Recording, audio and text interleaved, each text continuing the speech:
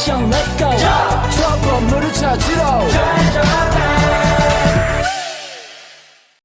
Hakikat mencintai Allah adalah cinta kepada Allah merupakan inti daripada keimanan, yaitu mengutamakan Allah di atas siapapun dan apapun juga.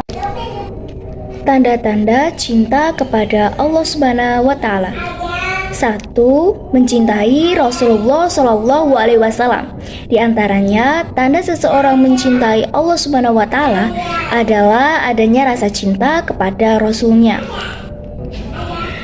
A'udzu billahi minasyaitonir rajim. Bismillahirrahmanirrahim. Qul in kuntum tuhibbunallaha fattabi'uni yuhibbukumullah wa yaghfir lakum dzunubakum wallahu ghafurur rahim. Artinya, katakanlah Muhammad, jika kamu mencintai Allah, ikutilah aku. Niscaya Allah mencintai dan mengampuni dosa-dosamu. Allah Maha Pengampun, Maha Penyayang. Quran Surat Ali Imran ayat 3. Cara meningkatkan cinta kepada Allah Subhanahu wa Ta'ala di antaranya sebagai berikut. 1. Untuk meningkatkan rasa cinta kepada Allah Subhanahu wa Ta'ala dapat dilakukan dengan cara memahami betapa besarnya cinta Allah Subhanahu wa Ta'ala kepada hambanya. Allah Subhanahu wa Ta'ala tak pernah berhenti memberikan nikmat kepada seluruh hambanya. Di antaranya tuh ada oksigen, sinar matahari, air, tanah, dan sumber daya alam yang ada di bumi ini selalu disediakan oleh Allah Subhanahu wa Ta'ala bagi hambanya tanpa terkecuali, baik mukmin ataupun tidak. Meskipun manusia berbuat dosa dan maksiat, tetap saja diberi nikmat-nikmat tersebut. Terlebih lagi bagi seorang mukmin, tentu kenikmatan tersebut akan menjadikannya semakin bersyukur kepadanya. Hal ini merupakan bukti bahwa Allah Subhanahu wa Ta'ala mencintai hambanya.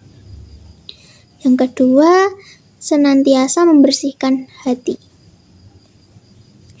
Ada segumpal daging pada diri manusia. Jika ia baik, maka baik pula seluruh jasadnya. Sebaliknya, jika ia buruk, maka buruk pula seluruh jasadnya. Segumpal daging itu adalah hati. Hati akan menjadi bersih jika diisi dengan cinta kepada Allah Subhanahu wa Ta'ala, melakukan perintah dan menjauhi larangannya. Lebih dari itu, agar hati tetap bersih, maka seseorang harus membiasakan diri membaca istighfar dan bertaubat kepada Allah Subhanahu wa Ta'ala. Karena tak ada yang tahu kapan maut akan menjemput. Dengan selalu mengingat kematian, maka manusia akan terhindar dari sifat rakus terhadap duniawi. Nah, yang terakhir, mempelajari ilmu agama secara mendalam. Seseorang yang memahami ilmu agama secara luas dan mendalam akan menjadikannya semakin cinta kepada Allah Subhanahu wa Ta'ala. Dari cahaya ilmu tersebut terpancar kebesaran dan keagungan Allah Subhanahu wa Ta'ala. Tumbuh kekaguman kepada pencipta alam semesta beserta isinya. Mereka akan merasa rendah diri di hadapan Allah Subhanahu wa Ta'ala. Lunturlah sifat sombong dan merasa hebat karena menyadari betapa lemahnya manusia di hadapan Allah Subhanahu wa Ta'ala. Materi selanjutnya adalah hakikat takut kepada Allah. Rasa takut kepada Allah mempunyai beberapa tingkatan. Tingkatan yang pertama dinamakan dengan khauf, yaitu rasa takut kepada Allah atas dasar iman. Tingkatan yang kedua dinamakan dengan khasyah, yaitu rasa takut kepada Allah atas dasar iman dan ilmu. Selanjutnya, tingkatan yang ketiga dinamakan dengan haibah, yaitu rasa takut kepada Allah atas dasar iman, ilmu, dan ma'rifah atau mengenal Allah.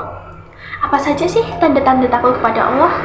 Tanda-tanda takut kepada Allah sebagai berikut. Yang pertama, tampak dari ketaatannya kepada Allah Subhanahu wa Ta'ala.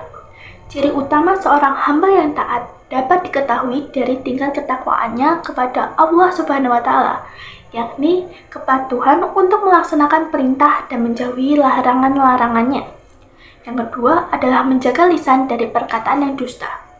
Berbicara dengan lisan merupakan unsur utama yang dari seluruh interaksi sosial tersebut. Bagi seseorang yang takut kepada Allah Subhanahu wa Ta'ala, ia akan berhati-hati dalam bertutur kata dan memastikan bahwa perkataan itu mengandung nilai yang bermanfaat. Yang ketiga, menghindari iri dan dengki. Sifat iri dan dengki muncul akibat tidak adanya rasa syukur pada diri seseorang. Padahal Allah Subhanahu wa Ta'ala telah mencukupi semua kebutuhan seluruh makhluk ciptaannya. Yang keempat, menjaga pandangan dari kemaksiatan. Menjaga pandangan bukan berarti memejamkan mata atau menundukkan kepala ke bawah, tetapi menjaga pandangan adalah mengendalikan hawa nafsu. Yang kelima, menjauhi makanan haram. Banyak sekali makanan dan minuman halal yang telah disediakan oleh Allah Subhanahu wa Ta'ala untuk memenuhi kebutuhan pokok manusia. Terbukanya akses makanan dan minuman dari berbagai belahan dunia mengharuskan Muslim berhati-hati dalam memilih makanan yang halal dan yang sehat. Lalu yang terakhir atau yang keenam adalah menjaga kaki dan kedua tangan dari sesuatu yang haram. Tangan dan kaki akan dimintai pertanggungjawaban di akhirat kelak.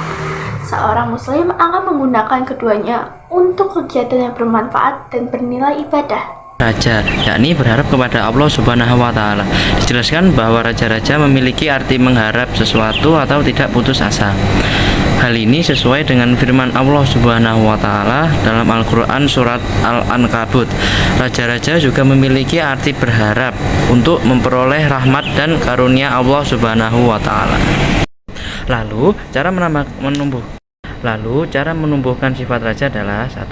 Muhasabah atas nikmat-nikmat Allah Subhanahu wa Ta'ala. Nomor 2. Mempelajari dan memahami Al-Qur'an. Nomor 3. Meyakini kesempurnaan karunia Allah Subhanahu wa Ta'ala.